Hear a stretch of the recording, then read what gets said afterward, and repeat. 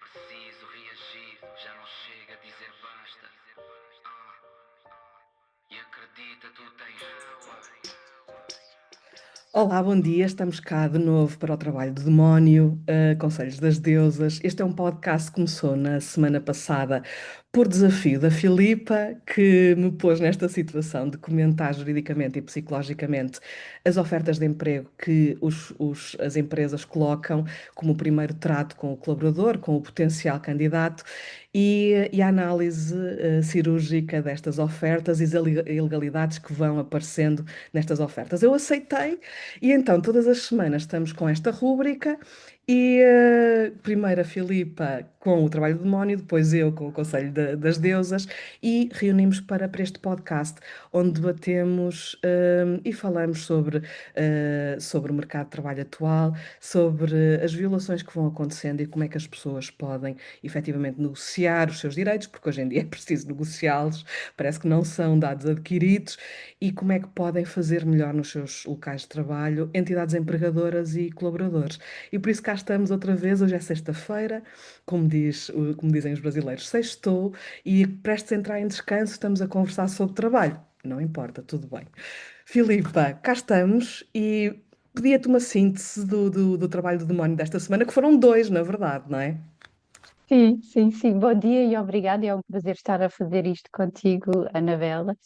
Então, esta semana tivemos dois trabalhos do demónio.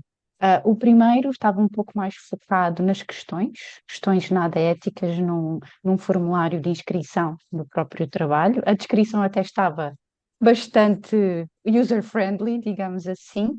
E depois, 2 dias depois, uma série de pessoas começaram a enviar um job posting de uma empresa a recrutar um diretor de recursos humanos, cuja, cujas requisitos era alguém ter entre 30 e poucos anos e 40 e poucos, já não me lembro ao certo, e viver em Lisboa, o que os próprios recursos humanos, como tu disseste, a discriminar os recursos humanos. Temos aqui, como nós dizemos em português de Portugal, a nossa pescadinha de rabo na boca.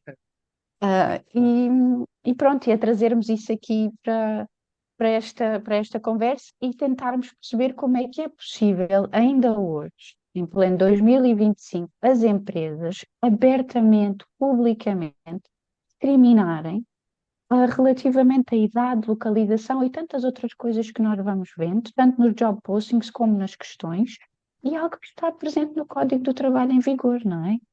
E na Constituição também, que é o documento, é a base deste país. Eu achei muito interessante que houve um senhor que comentou a dizer: mais vale as empresas porem logo a idade, porque efetivamente assim elas têm aquilo que querem, não é? E as pessoas já sabem ao que vão. Basicamente foi isto que o senhor disse. Sim. Eu gostava de comentar aqui duas coisas de uma perspectiva um pouco mais jurídica e também psicológica. Em primeiro lugar, vou começar pela parte psicológica. Eu tenho 48 anos, quase. hum, n- Posso ser a pessoa mais imatura do mundo, não é? Nós sabemos que houve muita gente, inclusive é da minha geração, que não teve infância e que hoje em dia infantiliza tudo. Isto é um fenómeno psicológico que é bastante frequente e recorrente. Por isso, a minha idade não me tira ou me dá alguma competência adicional. É a pessoa com a história de vida dela, independentemente da idade dela. Já vi pessoas muitíssimo capazes com 20 e poucos anos, já vi pessoas muitíssimo incapazes com uma maturidade suposta, não é? Relativa à idade. A idade não diz, não é pressuposto nenhum. Trabalhou menos tempo, menos anos de experiência profissional, mas a idade não dá absolutamente nada, nem tira absolutamente nada. Isto é importante, não é? Por mais que as pessoas conotem a idade com aquilo que ela não deve ter.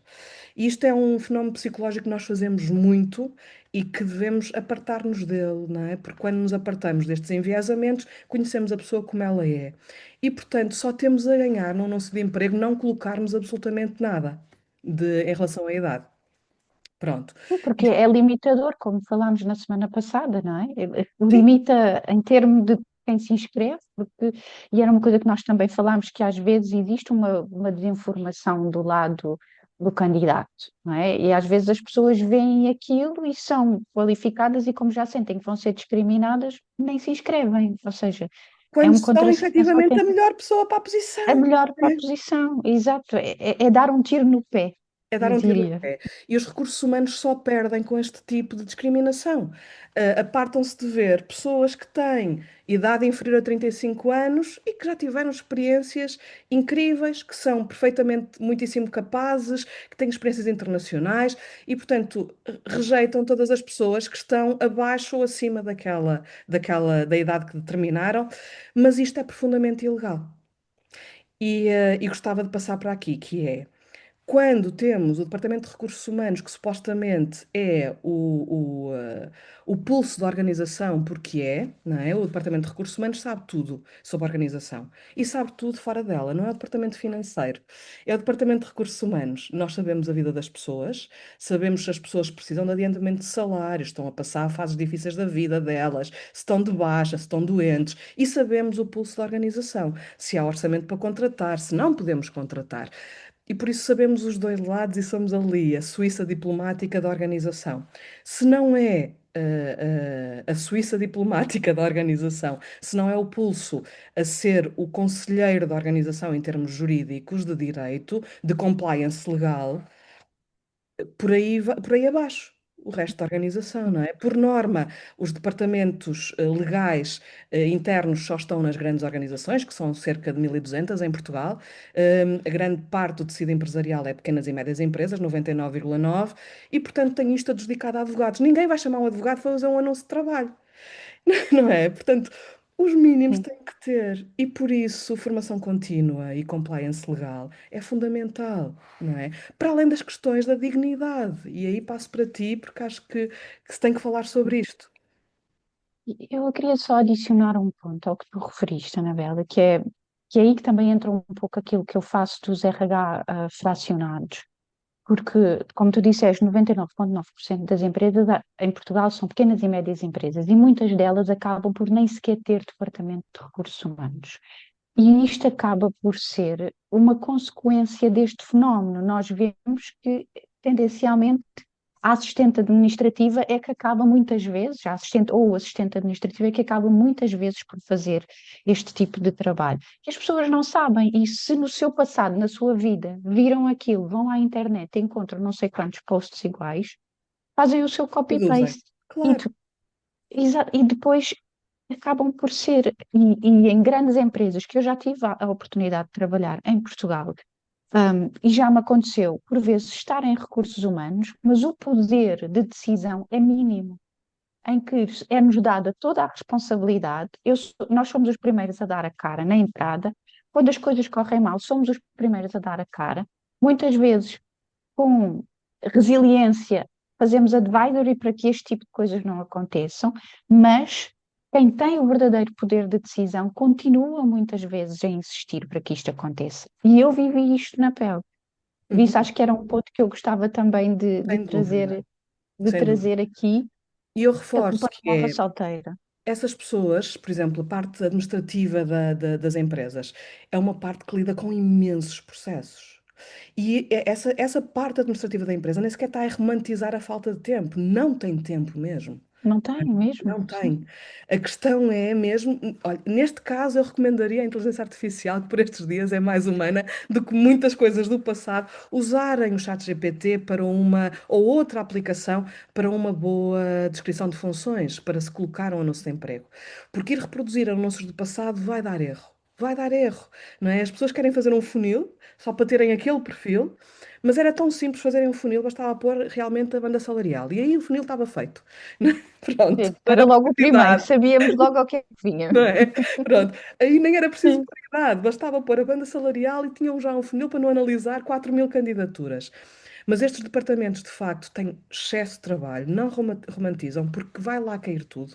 Relações com os clientes, relações com os fornecedores, não é? Contratação, muitas vezes. Quando deviam ter um aliado para que estas coisas corressem muitíssimo bem. E quando dizem, o problema é a falta de talento, ou o problema é não conseguirmos ajustar o talento à empresa, não. O problema é que a pessoa que está a ajustar o talento não tem competências para o ajustar, não sabe como ajustar, não Sim. sabe ler uma empresa, não sabe ler o candidato e, portanto, não faz um match perfeito. E claro que os recursos humanos fracionados aqui fazem tudo, na verdade, têm a competência no setor, não é? E são os aliados destes departamentos. Hum, uma coisa que eu gostaria de falar e de mencionar, e porque temos 40 horas legais, não é? De formação anual, no Código de Trabalho, e muita gente Uhum, vota à mesma saúde e segurança no trabalho. Não, é usar efetivamente estas 40 horas para que aquilo que é das nossas funções possa ser feito com excelência, não é? Porque neste momento o mercado está absolutamente reativo, que é uma coisa que nós vemos no dia a dia. E na reatividade, na urgência, precisamos disto, nada corre bem. No planeamento, sim. E, portanto, formar-nos e planearmos aquilo que nós queremos fazer e com a excelência que o devemos uhum. fazer, traz que o cumprimento legal, o compliance, não é tão importante nas empresas. Eu achei muito interessante o comentário desse senhor e na altura até disse: Bem, Filipa, cada uma de nós tem que ter um professor dentro, não é? Hoje em dia, eu respeito muitíssimo os Sim, sim. professores, muito mesmo, e cada um de nós, nesta humanidade que temos nos dias de hoje, precisa de ser um professor naquilo que lhes diz respeito, na sua Uhum, competência. Portanto, uhum. vais ter que ser professor e explicar a esta pessoa, não é? Que nunca é uma variável ou uma opinião, mas é um conjunto de variáveis para respeitar toda uma população, não é? Pronto. Sim, sem dúvida. E só voltando à parte aí da formação que tu disseste, e não é fazendo publicidade, mas o próprio IEFP, se as pessoas forem à zona da formação, tem uma série de formações bastante complementares sobre a legislação laboral. Eu própria já me inscrevi, ainda não consegui completar alguns por causa dos horários, mas eu recomendo quem tiver interesse a ir lá a verificar, porque eles têm Maravilhoso. bastantes recursos. Maravilhoso, sim. E há muitas formações, inclusive Uhum. graciosas, online, não é? E há Sim, pessoas sim, altamente sim. competentes a facilitar formação sobre várias áreas. Este podcast pode funcionar como formação também, não é? Para quem o entenda. E agora quero Sim, entrar aqui numa zona um bocadinho mais turbulenta, mas navegar a águas sim. turbulentas é connosco, não é? Então, queria entrar, porque muitas pessoas a comentar as nossas publicações vão puxar estas áreas e, portanto, vamos puxá-las também. Queria comentar então as mais de 100 alterações que agora o Governo quer fazer ao Código de Trabalho e as potenciais consequências. Eu tenho ouvido pessoas muito boas a falar sobre isto e a dar as suas variáveis e queria também trazer isto para cá. Sendo que as questões das mães que é das mais conversadas ultimamente, sabendo que tu não queres ser mãe, como é que uma pessoa de fora que não quer ser mãe não vai usar nunca estes direitos, vê esta questão? Acho importante. Olha, eu acho que uma coisa que eu sinto que o mundo tem hoje em dia é muita falta de empatia. E eu acho que lá porque uma pessoa não quer, não significa que os outros tenham que perder os seus direitos. Ou Eu uma pessoa pessoalmente, abusa, por exemplo. sim, exatamente, ou lá porque pessoas como eu não querem ter filhos, não significa que os outros tenham que perder esses direitos. E eu aprendi com a minha experiência no Canadá que investir na família em termos laborais, é investir na economia, é investir no futuro. E eu vivi muito isto na pele, no sentido de ficar completely amazed, de me sentir uau. Isto é incrível. Numa negociação salarial, nós podíamos falar abertamente, por exemplo, se uma mãe ou um pai tinham que ir buscar ou pôr o filho à escola e ninguém punha entraves. Então, eu, enquanto mulher, ver este tipo de medidas a quererem ser implementadas, eu vejo isto como um ponto estratégico, mais uma vez, um verdadeiro tiro no pé para toda a nossa sociedade. Porque quem é que é o futuro? São as crianças, e tu melhor do que eu sabes isto, em termos do estudo do desenvolvimento da psicologia, os 2 primeiros anos são essenciais. Eu acho que quisessem mexer na medida, mexessem, mas temos formas tão melhores de o fazer que em vez de hum, reduzir, alargasse e fosse um pouco como o Scrum, que eu gosto tanto, fosse até incremental ao longo do tempo. Certo. E a verdade é que temos uma autoridade para as condições de trabalho, não é? Com pessoas muitíssimo bem formadas, em que bastava efetivamente dar mais competência à autoridade, que estas propostas também dizem que vão trazer novos mecanismos, novas medidas à autoridade para a condição de trabalho, para serem fiscalizadas estas mães efetivamente que abusam, Uhum. sancionadas, sem afetar todas as outras. Não é Exato. preciso afetar toda uma comunidade de mães quando, pelos vistos, há abusos, não nego que os possa haver, não há números, mas a ministra deve saber, deve ter conhecimento de números, especialmente na função pública, imagino, de mães que o fazem. E claro, sim, devem ser sancionadas, não é? Se há abusos, se não acontece como facto e se usam para uma redução horária hum, remunerada, devem efetivamente ser sancionadas, nada contra isso. uhum, Não deve sim, ser toda uma comunidade de mães sancionada no público, no privado, quando não abusaram de nenhuma medida, não é? E é sim, isso que está em causa. Eu acho que as pessoas não perceberam que é isto que está em causa. Eu tive sim, sim, um sim, comentário de um senhor que disse: Pois, porque hoje em dia esta geração está muito infantilizada, precisamente por causa disso, é excesso de atenção. Não, este senhor, que por acaso é engenheiro e com o grande crédito que eu dou à engenharia, mas temos que estar na ciência certa. Este senhor deve ter a minha idade, pelo percurso académico, quando é que começou a trabalhar. A minha geração, gerações anteriores à minha, em que havia mais natalidade, mais filhos, menos atenção aos filhos, menos presença, essa sim que não teve infância, em que nós subíamos uma árvore, caíamos e dizia, voltas lá outra vez, apanhas, e tu- ou fazes isso outra vez. Essa sim, hoje em dia, e a ciência psicológica documenta mais muitíssimo isto, quem não teve infância reproduz a infância pelo resto da vida. Como, vou dizer de uma forma muito leiga, mas para que se compreenda, uma infância quentinha protege-nos do frio para o resto da vida. Por isso, o que eu vejo hoje em dia nestas gerações é colocarem limites. Eu adoro trabalhar com as novas gerações, ensinam-me a mim a colocar limites. Dizem que não, não querem. Isto incomoda efetivamente muita gente. Vejo menos infantilização do que em gerações anteriores que não tiveram infância, que começaram a trabalhar muito cedo.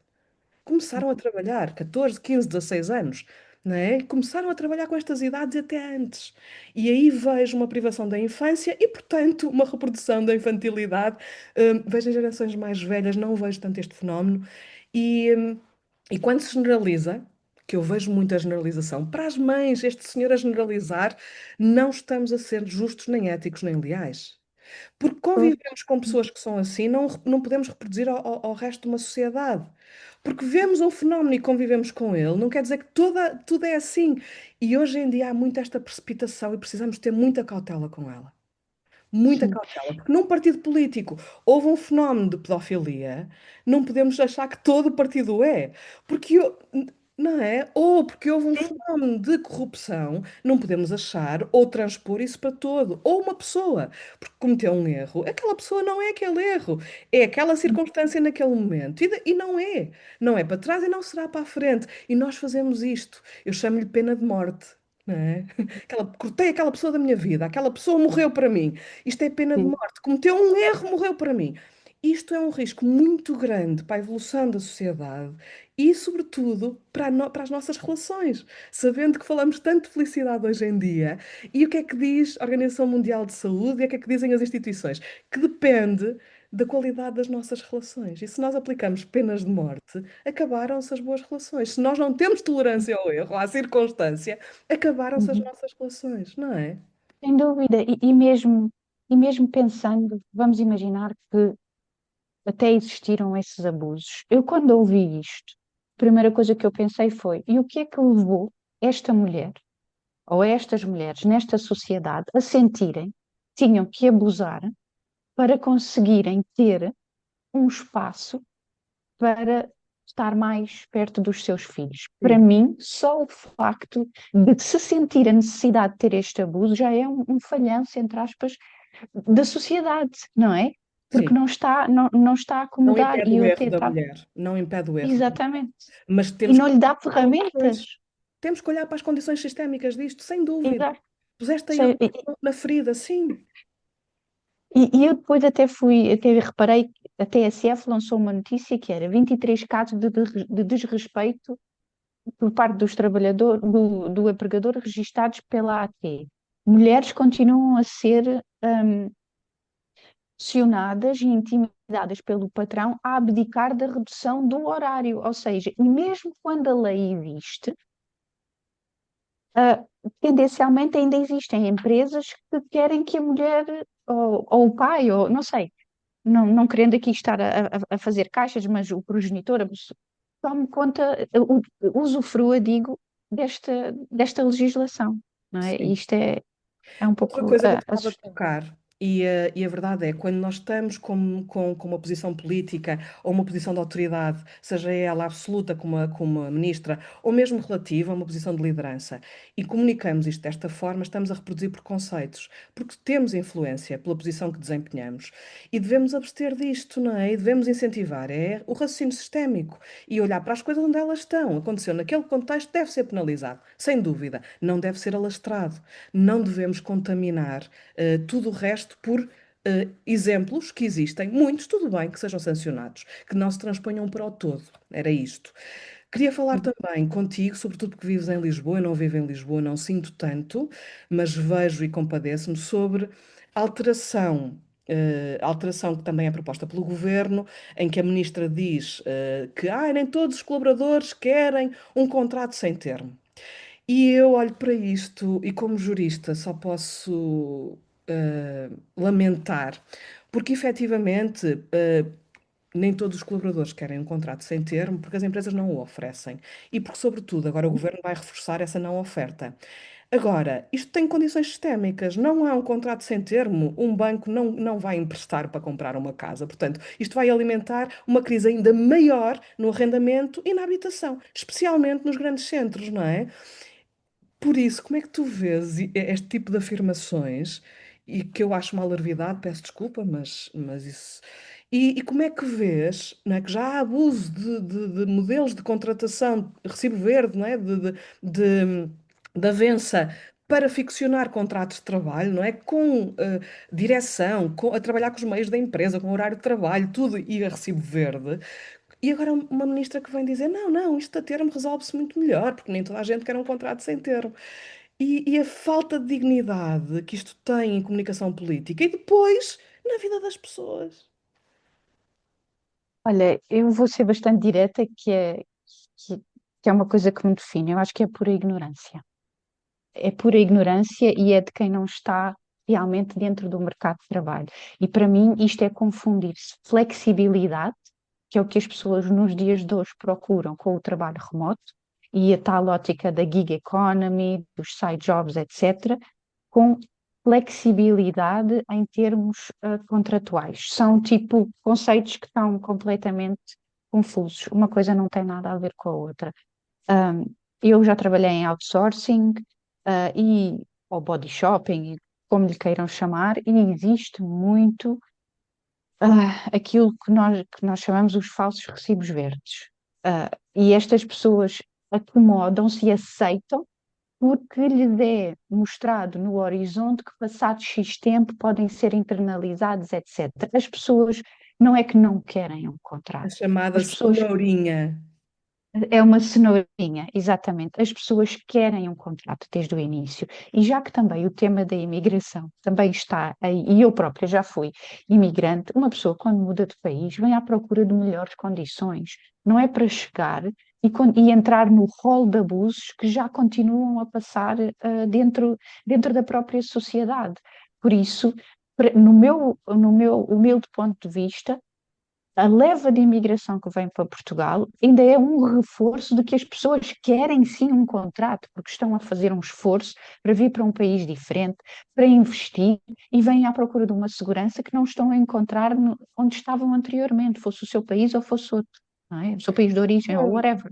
E não é só isso, vem à procura de trabalho, e efetivamente conseguem desempenhá-lo hum, é- em variadas funções pelo país inteiro, porque neste momento temos mesmo falta de talento, ao contrário do que se diz, não é? Mas eu vejo aqui questões que são muito desleais, que é com um contrato a termo, havendo um termo, como é que efetivamente um pai pode ser pai, uma mãe pode ser mãe, como é que se pode construir família? Não é? Vai haver um termo, imprevisibilidade de futuro. Como é que se pode comprar uma casa? Como é que se tem direitos sociais? Ficamos doentes, não é? Como é que se poderá ter direitos sociais? Uma baixa, por doença, como é que se pode ter, se andamos de contrato a termo como é que o FP depois tem um volume de aprovação de subsídio de desemprego? Onde é que ficam estes direitos sociais? Onde é que fica a estabilidade emocional dos colaboradores? Onde é que fica a dignidade emocional dos Deixa- colaboradores? Não é? Andar de medo atrás de medo, atrás de medo, atrás de medo, profundamente castrados, têm um contrato a termo que precisa de ser renovado, não é? E então acho um abuso poder-se mexer naquilo que é estrutural para a empresa, porque a lei já é muito clara sobre isso. No que é estrutural, o contrato sem termo, e mesmo aí é abusado. E gostava de falar aqui de forma muito aberta de uma coisa que falei há pouco tempo, que é. Há muitas empresas a olharem para os contratos sem termo e usarem o período experimental como contrato a termo sem responsabilidades. Portanto, chegam aos 5 meses e 2 semanas são despedidos.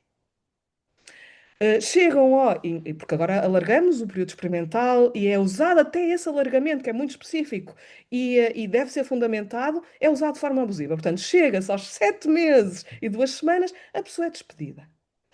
E isto sim, porque é fácil a ministra pedir à Segurança Social um levantamento, uma extração, porque dá-se entrada na Segurança Social, dá-se baixa em período experimental, e é importante analisar estes abusos e as empresas que abusam destas figuras jurídicas, não é? Que eu digo, usam a lei contra a lei. Usam a lei contra a lei. Ponto. E, portanto, é deste lado que se deve auditar e a dar mais responsabilidades à CT para comunicar com a Segurança Social e poder ver isto. Porque depois o que é que acontece? Como não há uma obrigatoriedade de informação, não é? Porque no período experimental ambas as partes são livres, não há uma caça vamos dizer, à corrupção usando o período experimental como contrato a Hum, termo. E infelizmente isto é uma realidade gigantesca que ninguém está a olhar para ela, curiosamente. Estão a olhar para meia dúzia de abusos de mães. Não é? Dentro do mesmo contexto que é o trabalho, porque as coisas estão ligadas. Não estão a olhar para as entidades empregadoras que agora pediram ao governo mais horas de trabalho e outro tipo de premissas, e para sacrificar o cidadão e a sua dignidade no trabalho e na vida, porque isto afeta a vida, não é? E então, no trabalho e na vida. E isto a mim choca-me que se esteja a olhar, que se escolha olhar para o lugar errado. sim, sem dúvida, quando se poderia realmente utilizar o tempo, os esforços para ser verdadeiramente estratégico. Porque o que eu sinto, e comparativamente com a minha experiência, é que nós, e eu acho que eu já repeti isto na nossa última gravação, que é, existe um desconhecimento muito grande entre investir e gastar. E investir num trabalhador, em investir nas pessoas, na formação, a dar-lhes segurança, etc., gera todos aqueles, ah, não é custos que eu quero dizer, mas gera uma série de contrato psicológico, como tu falas, que a pessoa muito provavelmente vai ficar mais tempo na empresa, e é mais dedicada e é todo o dinheiro que se poupa em recrutamento, em treino, em formação, em desenvolvimento. Isto é tudo uma verdadeira economia circular. E é como o Richard Branson dizia: take care of your people and they take care of your business. Sem Não dúvida. é? Traduz, por favor, porque isso é importantíssimo. Sim, tomem conta das vossas pessoas e as vossas pessoas tomarão conta do vosso negócio. Isto não é uma utopia, isto é uma realidade, isto está provado, existem estudos imensos que demonstram. Eu fico imensamente triste por, em pleno 2025, estar a ver um governo do velho do Restelo. O pior, coitado. É, a verdade é, este governo não está a acompanhar a realidade, não é? As Aqui há uns tempos verdadeiras. houve, aqui há uns tempos houve aí uma comissão em nome da família convencional, tradicional, como se fosse uma bandeira, quando há tantos formatos de família e tantos formatos de trabalho, não é? E tantas formas de ver o mundo e a família. A minha família podem ser os meus amigos. Se eu efetivamente não tenho ninguém, Exato. sou órfã e eu construo família com os meus amigos. E eu digo isto de forma muito, muito, muito aberta, não é? A minha família pode ser a família que eu escolho construir, seja com quem for, homem, mulher, adoção, a família convencional nunca vai caber aqui, não é? Nunca vai caber aqui. Eu gostava agora de trazer trazemos sempre, que de resto são os conselhos das deusas, que são as propostas que nós fazemos para melhorar isto, para que efetivamente, com coisas absolutamente simples, nós possamos dar passos de gigante nos recursos humanos mais humanizados e também numa sociedade mais humanizada. E já falaste a primeira coisa, não é? Cuidem dos vossos colaboradores, cuidem das vossas pessoas e as pessoas vão cuidar do vosso negócio. Depois, uma coisa muito importante que eu vou aportar aí. Não há um formato de trabalho das 9 às 6 e aí é que há produtividade, não é? Nós conseguimos as duas, tendo empregos regulares, encaixar o nosso podcast aqui e fazer uma contribuição social. E voltamos aos nossos trabalhos e temos produtividade e eficiência e só assim é que se consegue levar o nosso emprego para a frente, porque também está dele dependente a nossa relação salarial, não é? E eu tenho muita noção, eu costumo dizer, sou uma empreendedora dentro do meu emprego, que é, se eu não Uhum. trabalho, não há salário, não é? Então, eu contribuo o máximo que eu consigo para que efetivamente a empresa esteja aliada em todos os processos e que a minha função, não sendo comercial, seja, e sendo mais operacional, executiva, tenha uma contribuição efetiva para a organização. Partir do princípio que as pessoas não querem trabalhar, que é o que toda a gente que vai comentar com este tipo de comentários, essas pessoas que comentam de, ai, as mães abusam, parte-se de um princípio que não se quer trabalhar. E é o princípio errado, não é? E por isso, todos nós gostamos de trabalhar, é a única forma de expressar o nosso talento. Quem não gosta de trabalhar só está no local errado. Portanto, quem não gosta de trabalhar, possivelmente deve-se olhar para o local e para a vocação e não tanto para a pessoa, não é? E esta dignidade de pormos o nosso talento cá fora, sob a forma de trabalho, que está presente no nosso dia a dia, é fundamental. Não é um favor o trabalho. Ninguém nos faz um favor quando põe um anúncio de emprego que parece que tem o ouro e que nós queremos muito ir trabalhar e desrespeitam os candidatos. Não, não é um favor. É um direito. A empresa precisa daquela pessoa. Por isso, quando a pessoa concorre, está a cumprir um dever e um direito, sobretudo. Não é um favor, ninguém faz favores. Aquela pessoa vai ter uma contribuição efetiva de trabalho, não é? Para alavancar aquela empresa. Mas ainda continuamos a agir como se o trabalho fosse um favor que se faz. Não é. Não, de todo, é quase como, não é? Aquela noção da época feudal. Sim, Eu costumo dizer muito isso. E eu também, eu diria, a parte do treino e do desenvolvimento também como uma medida. Não, mas eu acho que aqui também, não só da parte das empresas e do RH, mas também das pessoas. Agora fala-se muito da literacia financeira.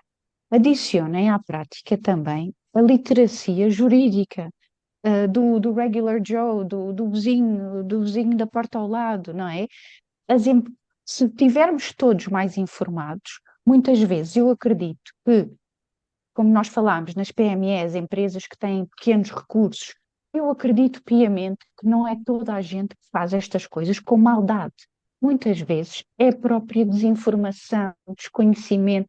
É aquilo que eu costumo dizer ao meu pai sempre que ele usa esta expressão. Sempre fizemos assim. Cada vez que eu ouço sempre se fez assim, morre um golfinho. É o que eu costumo dizer ao meu pai. sim. Sempre se fez assim. É tipo, eu compreendo, mas temos que todos nos informar e as pessoas também se informarem que existe um código do trabalho, que existem coisas que não são permitidas na lei serem feitas. Eu aqui há uns tempos no metro pus-me a ajudar uma senhora a perceber o que é que eram o mínimo de férias aceitáveis no código do trabalho. Eu no metro lá ao fundo a dizer, não, não podem ser só esses dias. Eu acho E que se olha, nós todos Filipa, estivermos mais informados, sem dúvida, e não precisa ser só de formação exterior. E agora, para encerrar também, isto é fundamental, o que tu acabaste de dizer, e não precisamos de ir ao mercado conseguir pessoas para nos formar. É olhar para dentro, para as 5, 10, 15 mil pessoas que temos, que competências estas pessoas têm, e fazer um programa de mentoria interno. E fazer um programa de mentoria, não é? De cross-mentoring interno, em que umas pessoas podem formar as outras e vice-versa. E esta é a contribuição interna da empresa. Nem sempre temos que ir buscar a competência ao mercado, mas é fundamental e só pela formação e só pelo desenvolvimento é que nós conseguimos efetivamente alavancar novas competências, formas de trabalho leais. É só por aqui. E queria puxar a morte dos golfinhos, que devem morrer imensos todos os dias, à custa disso, queria buscar este sempre fizemos assim. Porque o sempre fizemos assim resultou muito bem, maravilhoso, as suas circunstâncias e o seu mérito. Mas sempre fizemos assim, num mundo galopante, num comboio em alta velocidade, que são as organizações hoje, em que precisam de produzir, rentabilizar, o sempre fizemos assim está a pôr muitas pessoas desmotivadas quando precisam de formação para continuar a acompanhar o comboio em alta velocidade ou mentoria. O sempre fizemos assim está a estancar o comboio e a levá-lo à insolvência. E é preciso mesmo a dinâmica do mercado, seguir a dinâmica do mercado e continuar a crescer. E isso não está no sempre fizemos assim que é estanque, não é? Uhum. Para além de matar golfinhos, como já vimos. E então ninguém faz Sim, isto. também. Daqui a pouco temos a Greta em cima de nós, de Thunberg, a dar cabo de nós. Estamos a matar golfinhos no mercado corporativo, que é isso. Tá. Sim. E eu acho que eu ia só adicionar mais uma coisa Força. e que nós falámos um pouco off the record, fora da gravação, que era pôr as sanções onde elas realmente ocorrem e não é continuar para já a fazer legislação, não é? É tipo catavento, sem se focar em dados, sem se analisar realmente o que se passa no mercado de trabalho. E já que vai haver, como tu disseste, um investimento na ACT, etc., nós estivemos a falar de haver um maior desenvolvimento, tu sabrás explicar muito melhor do que eu, mas também olharmos para isto e dar a estas instâncias e a estas organizações ferramentas para aplicar com exemplaridade, tanto para um lado como para o outro, mas não deixarmos continuamente pontas soltas porque o código existe, tem que ser aplicado e haver accountability, que é uma palavra que eu, por muito que me digam que há parecidas, para mim não existe uma palavra em português que tenha tanta força como há no inglês o accountability. Um verdadeiro accountability do governo se faz estas mudanças, estas alterações, que ponha instâncias bem preparadas, bem formadas, com ferramentas para aplicar essa mesma legislação, corrigi-la quando não é aplicada e fazer as sanções onde elas têm que ocorrer, não ao estilo catavento. Sem dúvida. E agora também para finalizar, que é o accountability não existe, não é? Não existe. É o responsabilização e prestar contas numa só palavra, não é? E a verdade é, o governo neste momento não está a prestar contas. Quando lança uma suspeição, quantos, onde, como é que isto é denunciado? Onde é que estão esses números? Como é que eu os posso consultar? É isto accountability.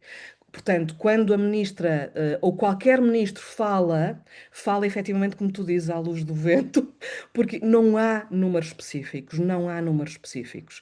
Não se podem queixar da comunicação social a dizer, só trazem os casos maus. A comunicação social faz o levantamento e tem uma prestação social incrível, faz o levantamento daquilo que é mais do que visível e traz cá para fora, não é? Tudo o resto, se efetivamente não há assim tantos casos, tragam os números, mas não os trazem. Não é? Então, ou se há muitos casos, também tragam, não os trazem. Por isso, há uma função que nós todos temos, que é não levantar suspeições. É uma falta de ética brutal, sobretudo nas lideranças. E sempre que levantamos suspeições de alguma coisa, convém trazer os números e os factos e os dados e os especialistas para falar, porque hoje em dia toda a gente é especialista em tudo sem o ser. Hum, uma coisa que eu queria deixar agora para o encerramento, e olha, Filipe, é um gosto ter começado isto contigo, e espero que efetivamente a gente continue e possa trazer mudanças significativas que já trouxemos. Houve um anúncio que foi alterado, não é? Portanto, já começamos a ver o resultado do nosso trabalho, que é maravilhoso, já trouxemos. Não normalizar os abusos. Porque cada vez que estamos a publicar um novo anúncio com este tipo de abusos e alarvidades, cada vez que comentamos a dizer, ai não, assim é que é, sem pensarmos nas variáveis, sem pensarmos para lá do nosso umbigo, estamos a normalizar os abusos. Quando nós falamos quando nós generalizamos a dizer que houve abusos, vimos num lugar de privilégio. Não podemos dizer que houve abusos sem dar fundamentos, sem dar números. Onde é que estão esses números? Onde é que podemos consultar? Porque não existem. Quantas mães o fazem? E para tudo, não é? Quantas pessoas não querem um contrato sem termo? Como é que foi manifestado isto? Como é que a ministra auditou? E como é que foi manifestado? Por isso, não podemos vir de um lugar de privilégio. Nunca tivemos um emprego, ou de pesquisar, de ir atrás de um emprego, ou ser colocados num emprego, para falarmos desta forma, não é? Quando desconhecemos profundamente o que é que se passa em posições menos privilegiadas, mais técnicas. Ok, senhora Ministra, e então vamos saber agora, porque é que nos faltam pessoas para trabalhar na área de turismo, restauração? Porquê? Porque as pessoas não querem trabalhar porque não há capital para trabalhar. Não há pessoas qualificadas. Ou porque há abusos. Não há contratos dignos. Não são pagos condignamente para o tipo de esforço que fazem. Ok, porquê? Isto são perguntas, porque não tenho dados. Mas todos sabemos, não é, as variáveis sistémicas que isto tem. Vamos agir com racionalidade. Não vamos ter pouca responsabilidade política na comunicação que temos, não é? Este governo precisa de media training e, portanto, por favor, invistam nisso. Esta formação contínua que nós estamos a fazer para o governo, que não deixa de ser trabalho, não é? Estão a precisar de investir 40 horas de formação cada um deles em comunicar com responsabilidade. Não é? Comunicar com responsabilidade, não comunicar com preconceito. E por isso a mensagem de hoje, para encerrarmos, Filipa, que é sobre isto, é sobre pensarmos sistemicamente, pensarmos com base em dados. Nem tudo é ar e vento, como a Filipa diz, nem todos os julgamentos. E termos muita responsabilização cada vez que comunicarmos, seja o que for. Não olharmos para o nosso umbigo, não olharmos só para os casos de violações e levar as exceções para o global, não é? Porque há muitas pessoas há tantas outras pessoas ou muitas mais pessoas que agem com muita responsabilização perante isto.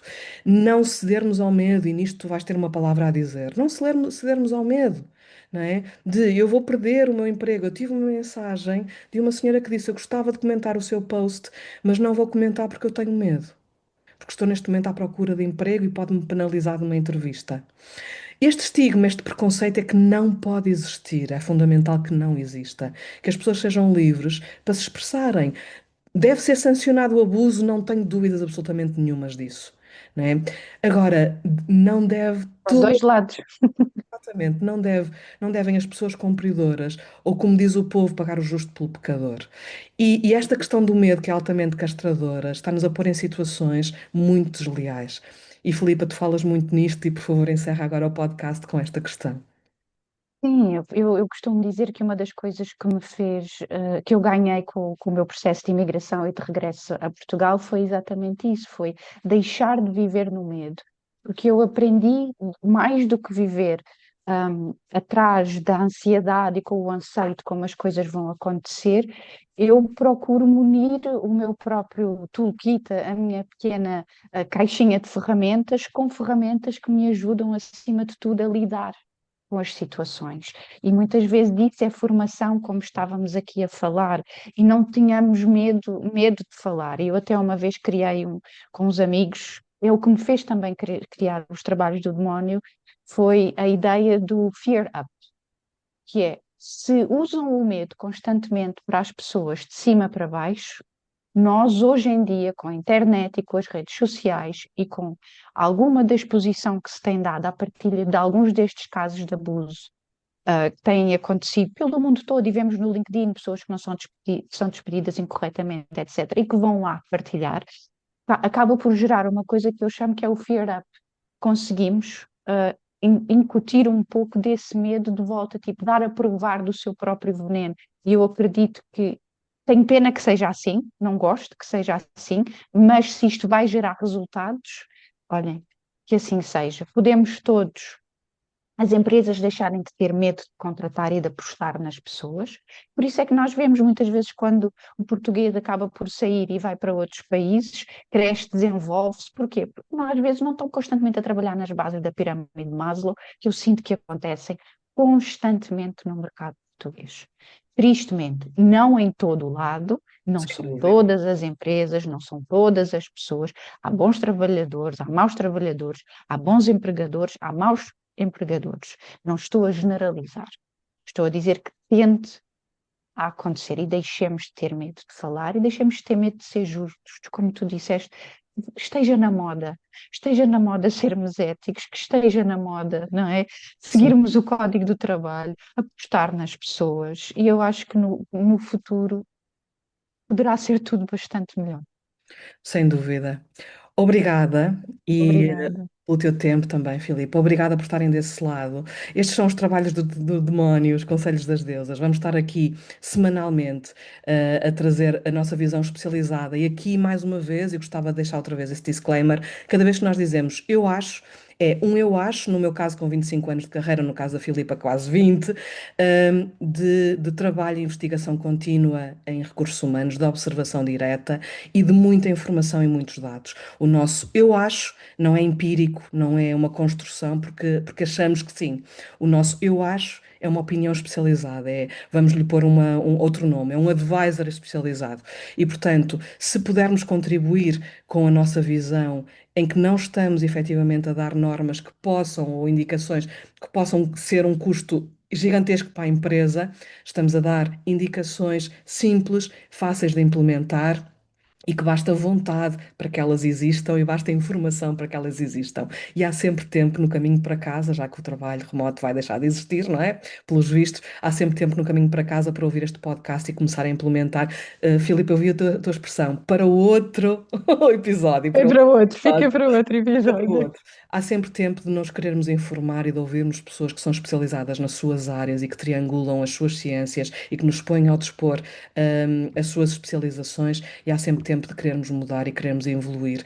E, sobretudo, para fechar, porque começamos, antes de entrarmos neste podcast, estávamos a conversar sobre isto.